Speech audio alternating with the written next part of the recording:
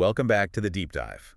Today, we're doing something, well, it's a bit like an act of political excavation. That's a good way to put it. We've got this whole disorderly stack of documents in front of us.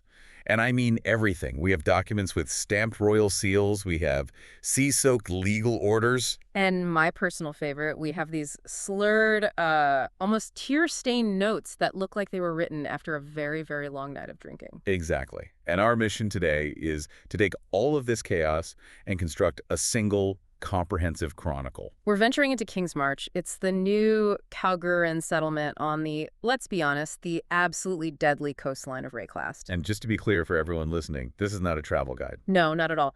Our goal is to completely bypass that official, cheerful narrative you hear about opportunity and freedom. Right. We want to understand what this incredibly fragile new settlement is fundamentally hiding. And what it's hiding seems to be these deep, personal, and really violent grudges that are, the real power structure behind the scenes. It all comes down to that. Okay, so let's start unpacking this complex tapestry.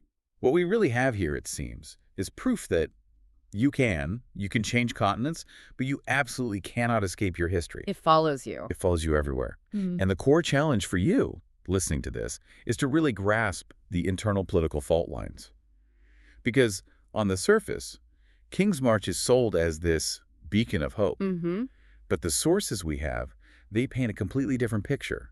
It's a society built on, well, calculated apathy. Strategic legal subversion, which we will definitely get into. Oh, absolutely. And underneath all of that is the raw, unaddressed trauma of a field war that happened all the way back home. And we have to recognize the setting. It's absolutely crucial. This is Rayclast. This is a continent that has swallowed entire civilizations whole. It's not a forgiving place. Not in the slightest. Yeah. And Captain Faustus, he's this seasoned mariner who contracts with Kingsmarch. He points out something really important. Now that the evacuation of Oriath is complete, Kingsmarch is seen by some people as the, quote, last bit of civilization left on Rayclast. Wow. The last bit. The stakes couldn't be higher then. Incredibly high. Yeah. You have this very, very delicate veneer of Kalguuran order being sort of painted over a landscape of genuine primal anarchy. And that raises an immediate, really critical question for me. How stable can this new society possibly be?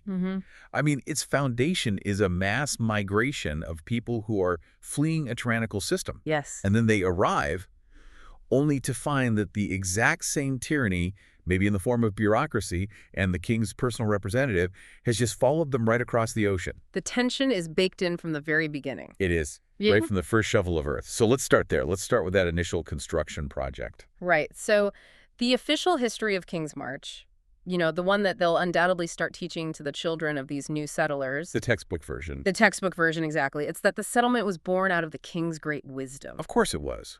Of course. That it was meticulously planned and then, formally gifted a name and an official charter once the outpost reached a certain size. It all sounds very deliberate. It sounds grand. It sounds like they were building a centrally planned capital city. But what's genuinely fascinating and what we can see in these sources is the massive contrast between that official decree and the messy, practical, and frankly, slightly embarrassing true origin story. Which is confirmed by the pioneers themselves, by Rog and Tujen. So what really happened? It wasn't planned at all. It was like stumbled upon. Rog confirms, in his own words, that the site began purely as a supply dump, so we wouldn't have to keep going back to our ship. So it's just convenience, professional laziness almost. It was an act of extreme logistical pragmatism, yes. They built it up, as he says, bit by bit during their different expeditions just to make their lives easier. And then what? And then it just reached a critical mass where one day they looked around and it, quote, felt something like home. It happened by accident. It's the ultimate example of an organic settlement. Not planned from the top down, but built from the ground up out of sheer necessity. And Tujen, he's the harbor master, he echoes that sentiment perfectly. He says, we picked this spot out as a good place to stash some supplies, and now it's going to be a city. You can almost hear the surprise in his voice. You can. He still hasn't shifted his mental model at all. For him, this city isn't some crown jewel of the king. It's still, in his mind, a base camp. A base camp for what? For their grand quest on Rayclast. He's an adventurer. The city is just a means to an end, even if he admits the temptation of a good beer and a warm bed is getting stronger. So this dichotomy, it really defines the entire settlement, doesn't it? It's the central conflict. You Yeah. have the original settlers, the adventurers, the pragmatists who were driven by necessity. They see Kingsmarch as a temporary shelter or a launching pad. And then authority arrives. And then authority arrives. At some point, when the outpost proved it was viable, when the buildings became permanent and the trade routes started to stabilize, the king took notice. And he sent his man. He sent his man, authority, in the form of Johann, a Kalguuran from the Far East, who arrived carrying the official royal charter. And his job description. He was sent specifically to aid in the execution and management of that charter, to serve as the king's hand. So this is the moment. This is the moment the king officially annexes a successful, self-starting operation that he had absolutely no part in founding. He saw a profit center and claimed it for the crown. And this transition from an improvised camp to a chartered city, it immediately introduces the very strictures, the very rules that a lot of these settlers were desperately trying to escape. And we have to remember why they came in the first place. I mean, it's so deeply rooted in the oppressive economic structure they left behind in Kalguuran. Right. Let's dig into that. Rolf gives us this incredible detailed explanation of just how restrictive Kalguuran society is. And it's all centered on their guild system. This is critical. You really can't understand the mindset of a Kingsmarch settler without understanding this. So break it down for us. It's a completely closed economy. Rolf explains that if you want to conduct any kind of official business, any at all, it has to be done through one or more licensed guilds. You can't just, set up a stall in a market and sell your wares? Absolutely not. There are a set licensed number of shops. That number is strictly controlled, and those licenses are usually owned by major merchants or, more often, by generational families. So it's old money. It's all old money, and the only way for a newcomer, a young person, someone without that familial wealth, to get in on the game, As he puts it. is to wait for the guilds to decide, maybe every few years, to create and then bid upon a single new license. A single license. So the odds are astronomically against you. It's a bottleneck. It's designed specifically to maintain the power and the wealth of the established elite. It's not about fostering trade. It's about concentrating wealth. So it creates a system where upward mobility is, it's practically impossible unless you're born into the right family or you inherit a business. The rules are rigged from the start. So when these people hear about a new settlement on Rayclast, the sales pitch isn't just new lands and adventure. No, Rolf is very clear about this. He says the best argument, the one that really got people to pack up their lives, was the promise of new lands where regulations are not so strict. It's the ultimate pitch to the disenfranchised masses, isn't it? Leave the oppression of the guilds, bring your family, and build a life based on your own hustle, not your grandfather's bank account. They were seeking true economic freedom, the chance to succeed based purely on individual merit. The charter. The charter brought the bureaucratic ghost of that old system right along with it. It followed them across the sea. And this is where the king's, his really cynical intentions become crystal clear. So Rog, he analyzes the charter's true intent for us. What does he find? He confirms that it imported all the old Kalguuran laws. That includes the guild associations, the criminal penalties. All of it came with Johann. But he also says something interesting. He says there's very little enforcement for most of it right now. Right. And that lack of enforcement, that's temporary. It's driven by necessity, not by any kind of benevolence from the king. What do you mean? I mean, the king knows he can't suddenly impose the entire suffocating regulatory system on a group of pioneers who just fled it. He'd have an immediate revolt on his hands. So he's biding his time. He focuses on the essentials first. Exactly. Which brings us to the big question. What does the king actually care about? Rog, with his, his clear-eyed cynicism, he just gives us the answer straight. He says the king truly cares about only two things, and he explicitly names one of them. And that one thing is? Taxes. Taxes. Of course it is. This is the critical, defining insight of Kingsmarch's entire establishment. The charter isn't primarily about securing a strategic port or spreading Kalguuran culture or even ensuring the safety of the settlers. No, it's an extension of the king's balance sheet. That's it, exactly. He let the settlers do all the hard, dangerous work of building a community on Rayclast, and now he's just extending his bureaucratic hand across the ocean to collect his revenue. So the king basically waited for them to turn a mud pit into a viable trading post, a potential gold mine. And then he showed up with a toll booth. A royal toll booth. And that initial promise of freedom was immediately and completely undermined by the king's non-negotiable need for cash flow. And that cash flow needs stability. The king needs an administrator he can trust, absolutely. Yeah. But he also needs one who understands that if he enforces all the old laws too aggressively, the settlers are just going to pack up or rebel, or at the very least, stop paying. And that tension, that constant calculation of revenue versus rebellion, leads us directly to the central and I think the most deeply compromised figure in this entire story. Johann, the king's hand. Yeah. Johann is the absolute pivot point of the entire Kingsmarch power structure. Yeah. He's the man tasked with enforcing the king's rule, but his actions, they repeatedly suggest a deeper and far more complicated agenda. He acknowledges it himself. He openly describes his position as being a man of two loyalties. Well, on one hand, he's required to serve the king's wishes, which, as we just established, primarily means ensuring the tax revenue keeps flowing. But on the other hand, he insists on serving the charter to the letter of the law. And that distinction is crucial, isn't it?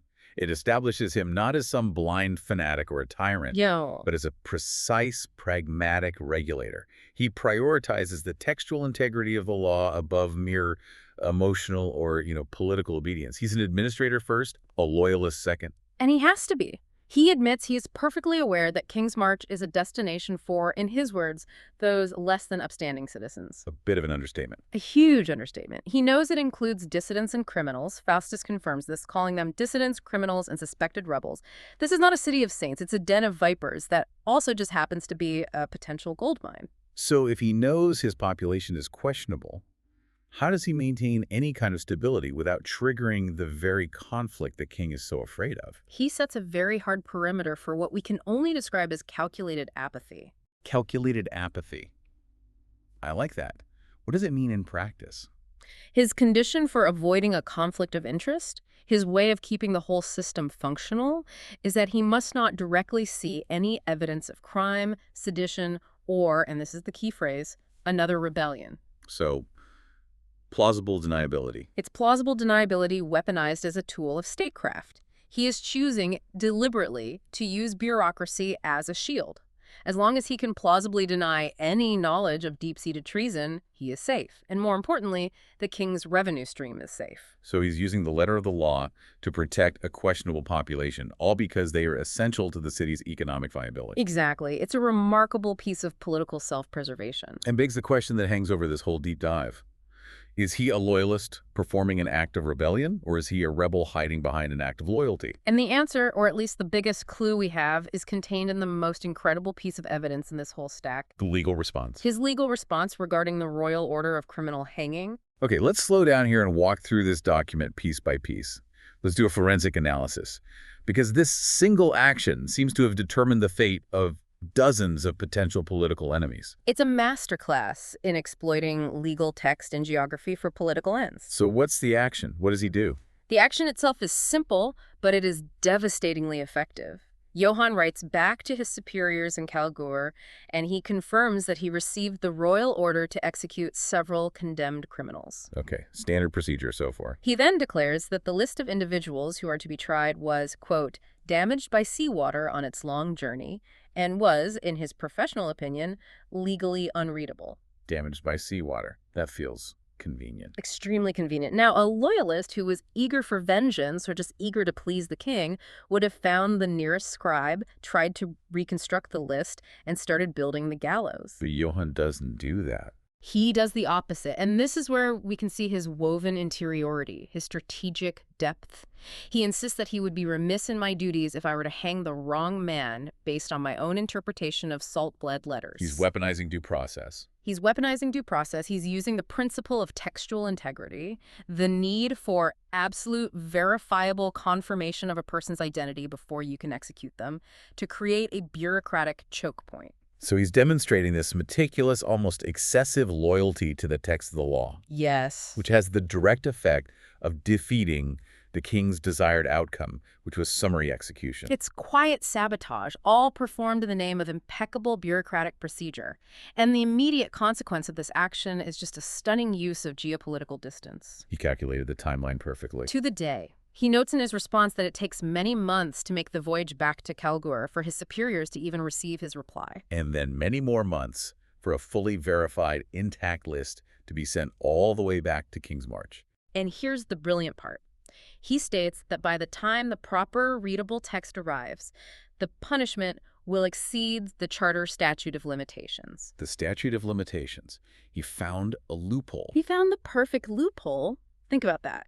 He used the physical constraints of transoceanic travel combined with a precise legal technicality that defines when a crime or a sentence expires to grant clemency to an entire list of condemned people. He neutralized a highly volatile political situation, the immediate execution of dissidents, without ever openly defying the king's explicit order. It's brilliant, it's cynical, and it's utterly chilling in its precision. Because if he had executed those people immediately, he risked sparking the very rebellion he claims he's trying to prevent. Right. But by exploiting the statute of limitations, he buys himself time, he protects the stability of his settlement, and he keeps the tax flow intact. He expresses regret, of course, that he's unable to enforce the order, but only because the situation currently stood that way. His loyalty to the Charter's function and the city's stability completely trumps his loyalty to the king's bloodlust. It paints a picture of a man who is incredibly intelligent, deeply compromised, and, walking a razor's edge between being the king's most loyal servant and being the unwitting protector of a rebel network. Okay, so to understand who's involved in this high-wire act, we should probably quickly confirm the known Kalguuran network that's operating under this charter. Absolutely. So Rod confirms he's a member of the Meridian Free Traders. That's the trade guild that's actually responsible for the charter's logistical execution. They're the economic engine of the whole operation. And Danny? Danig is noted to be in the Artificers Guild. This shows that even the more specialized trades are already organizing under this new old system. It's amazing how quickly they rebuilt the very guild structure they supposedly fled.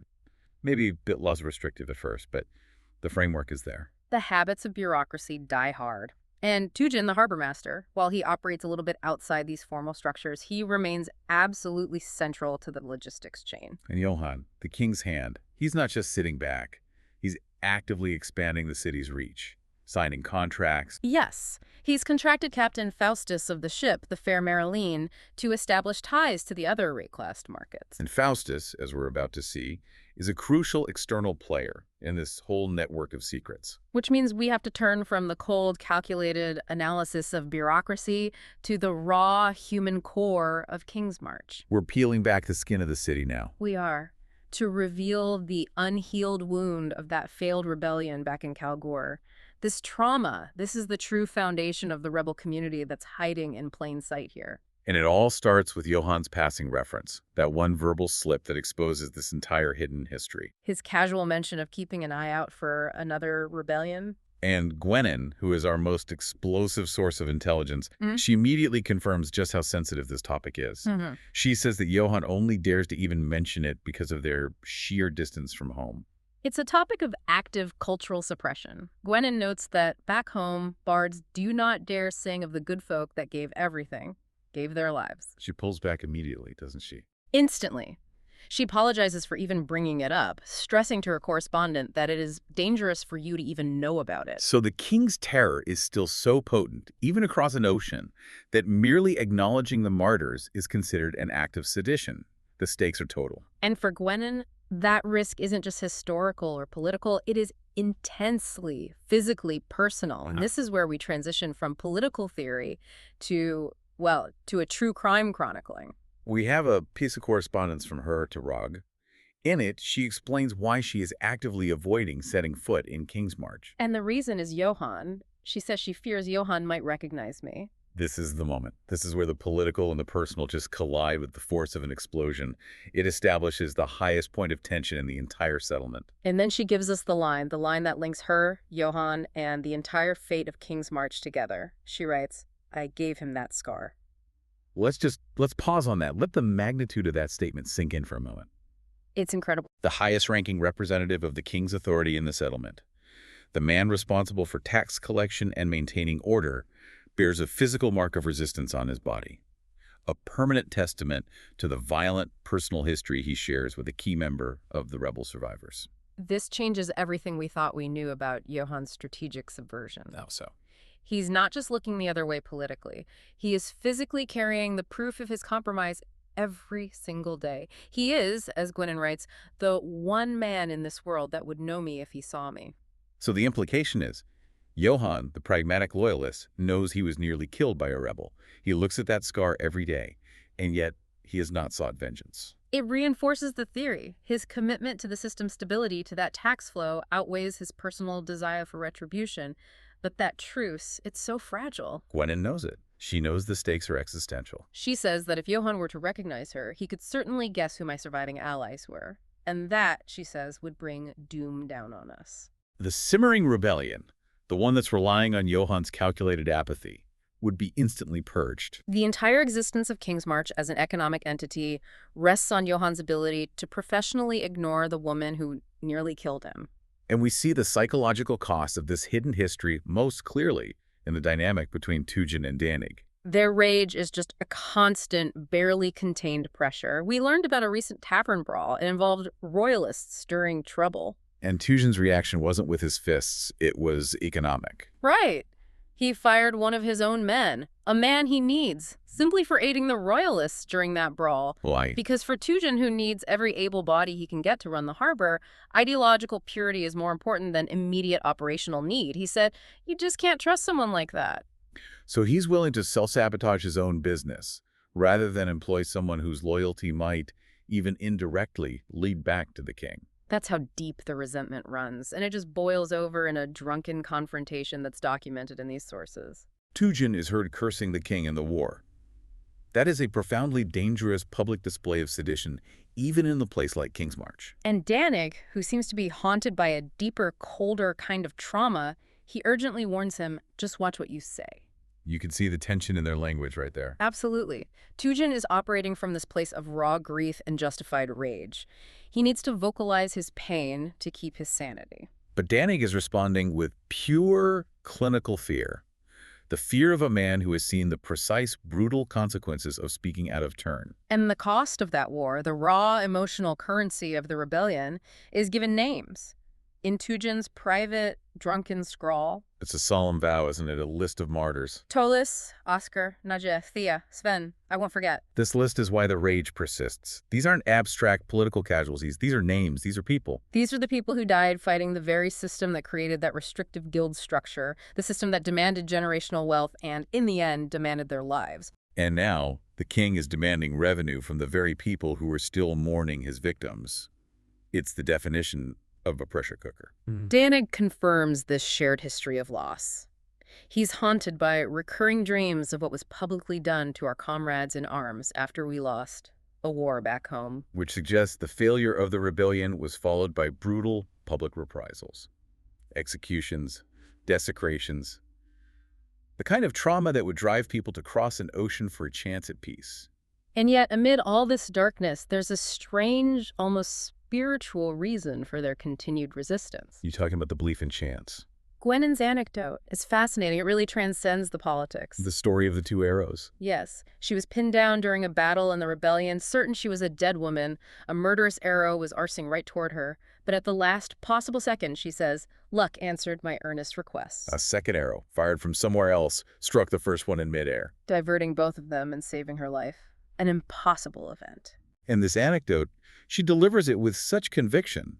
It confirms her ideological anchor. She believes that chance itself was a real force in this world. For these rebels, survival isn't just tactical. It's a kind of confirmation that some force, something outside of the king's brutal, ordered tyranny, is on their side. And that faith, that belief in impossible luck, is what allows them to continue plotting while sitting right under the nose of the man she scarred. This whole section just confirms that Kingsmarch is an incredibly volatile situation. It's maintained only by a fragile agreement of willful blindness and geographical distance. But that distance and that blindness seems to be rapidly coming to an end. Which means we need to shift our focus outward now, beyond the internal scars of the Kalguuran settlers to the external ties and the ominous signs that the king's long reach is tightening its grip on Rayclast. And that means we have to return to Captain Faustus, the opportunistic exile. He gives us an essential non-Kalguuran perspective on all this. Right. He views the Kingsmarch settlers as, in his words, not the finest wines in the cellar. A charming way to put it. But he sees them as fellow refugees and exiles. They might have different historical reasons for their flight, but they share that ultimate low-caste circumstance. They're all trying to build a life on Rayclast after being rejected or forced out of their homes. And Faustus himself is a case study in self-promotion in the middle of anarchy. Absolutely. With the legitimate Oriathan navy now officially defunct, and Faustus clearly still holding a grudge against Kirak for its downfall, he just audaciously promoted himself. To admiral. To admiral, yes. And he founded the Faustian Flotilla. The flotilla, which of course consists of his singular vessel, the Fair Marilyn. Exactly. It's a moment of necessary gallows humor. He's rebranding his desperation as magnificent command. He commands boldly from the helm of his one ship, turning a desperate situation into an opportunity for personal power. But even this self-proclaimed admiral, this master of the sea and the shadow economy, shares that growing sense of dread that's originating from Kalguuran. And this is significant because the dread is cross-referenced by the king's own man. We have two separate sources from two very different perspectives, expressing a matching sense of impending doom, which suggests something large is moving across the ocean. Johann, the king's hand, warns that a reckoning is coming. The king has his eye on Rayclast, and he lays far-reaching plans. Which implies that the king's calculated apathy, the one thing that's been protecting Gwenin and the others, is about to end. And Faustus, the outsider contracted to the city, he shares a similar, almost spiritual feeling of dread. He says, "Something's afoot, and I feel a sinister shadow over my shoulder that only grows longer with each passing day." When the king's chief representative and the chief smuggler and intelligence gatherer both feel the same creeping political cold, you know the fragile peace in Kingsmarch is about to break. And this pervasive fear, it's tied directly to a larger clandestine network that's already operating in the background, watching Kingsmarch very, very closely. We have an ominous piece of correspondence from Faustus. It's clearly high-risk intelligence that can't be attributed to any official party. And the core message in it is a directive to his allies. It says, "For now, let's play along. We are perfectly positioned to wait and watch." So this confirms they're engaged in a long-term intelligence gathering operation. They're observing the inner dynamics of Kingsmarch from the shadows, likely preparing for the moment the king's far-reaching plans begin to execute. And their philosophy is profound. They write, "The dark underbelly of civilization carries with it truths that cannot be obscured by the might of authority. They're all terrified, whether they admit it or not." So this network understands that beneath the official veneer of tax collection and guild structure, the entire system is founded on fear. The king's fear of another uprising and the settlers' fear of retribution. And they're just waiting for that fear to finally break the surface. The fact that Faustus concludes this communication with a strict rule of silence, he says, "I don't dare put pen to paper on the topic," that confirms the operation is actively seditious and extremely high risk. They are playing a very long game, positioning themselves to exploit the internal volatility we were just talking about. So what we have is the King's Network, which is Johann. We have the internal rebel network, that's Gwenin, Tujen, and Danig. And now we have this external intelligence network run by Faustus, all positioned in and around Kingsmarch. It's a three-way standoff, and they're all just waiting for the first domino to fall. Interestingly, though, there are limits to these alliances. Faustus clearly tried to recruit Rolf. He did. He likely wanted to exploit Rolf's logistical knowledge inside the powerful Meridian Free Traders Guild. He asked him to be a secret ear or to help those Faustus calls enemies. But Rolf just shot him down immediately. Flatly refused. And his refusal is a fascinating counterpoint to Tujen's ideological rage. Rolf says, "I will not be your secret ear. I will uphold the integrity of my profession over all other causes." Wow. So is he a true believer in the system? He is. This shows the resilience of that bureaucratic system the settlers fled. Rolf prioritizes the guild structure and its systemic loyalty above any political alliances or the chaos of rebellion. For him, the structure of the Meridian Free Traders is the new order. It's the stability that allows for trade and profit, and he intends to protect it, even from Faustus's intelligence efforts. He values professional stability over ideological freedom. Finally, we have to address this strange, dark undercurrent that suggests the true threat to Kingsmarch isn't political or economic at all. But possibly metaphysical. Yes. There's this cryptic interest in forbidden science. Rog mentions, almost as an aside, that he needs to investigate the science of corruption. And why? Because, quote, "you know who is very interested in it." You know who? That is an abrupt and frankly alarming shift from talking about taxes and tariffs to forbidden knowledge. It is, and this cryptic reference connects back to an earlier conversation with Danig regarding the concept of gods. Right, Danny says he'd never even heard of it before coming to Ray class, but But he knows of at least one man who would fancy himself a god. And they both agree that this is a topic best not mentioned to anyone back home. so if we connect these dots, it suggests there's a powerful, highly ambitious Kalguuran figure, this you-know-who, whose influence reaches all the way to Kingsmarch. And this figure isn't concerned with the king's taxes or the settlers' rebellion. They're interested in leveraging Rayclast's unique and very forbidden hazards.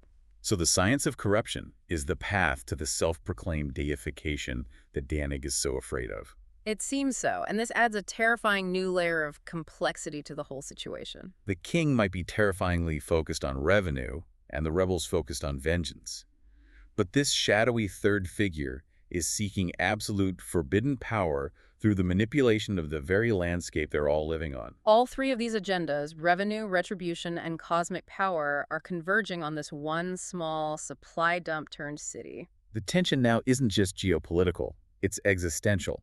The fate of Kingsmarch might hinge less on Johann's legal maneuvering. And more on what the figure who fancies himself a god plans to do with the secrets of the corruption.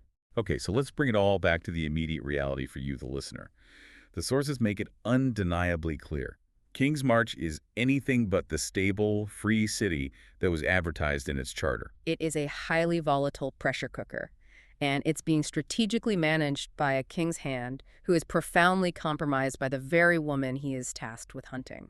So the immediate consequence of this deep dive is the understanding that instability isn't just possible, it's guaranteed. Absolutely. The tension between the king's law, embodied by Johann, the strategic loyalist with the secret scar, and the simmering rage of the surviving rebels, Gwenin, Tujin, Danig. It ensures that any future aggressive action by the king on Rayclast will trigger an immediate and devastating internal conflict. That delayed hanging was a brilliant tactical reprieve. It was a slowing of the clock, but it wasn't a stopping of the conflict. The rebellion is not over. It is simply in a forced hibernation, buried under a fragile, calculated layer of self-interest and bureaucracy. And the names Tolis, Oscar, Naja, Thea, and Sven. They ensure that the rage will not fade. This is a city that was built on the very trauma it sought to escape. And this returns us to the core contradiction we started with, which forms our final provocative thought for you to consider. The Kalguurans moved across the entire world seeking freedom. Freedom from strict regulations, from centralized control, from the requirements of familial wealth. But the King's Charter followed them. It's regulating taxes, establishing guild law, and it installed a royal representative right in their midst. So, can true freedom ever be found by simply changing your geography? Or is the act of establishing a new city merely exchanging one layer of centralized tax-collecting tyranny for another? Does bureaucracy, like the laws of physics, simply follow you everywhere you go, even to the edge of the known world? And if that's true, what happens when that shadow figure who fancies himself a god decides that the science of corruption is worth the annihilation of the entire city? It suggests that escaping man's laws might be completely pointless if you cannot escape man's ambition. Something to think about as that shadow grows longer. We'll see you next time for the next deep dive.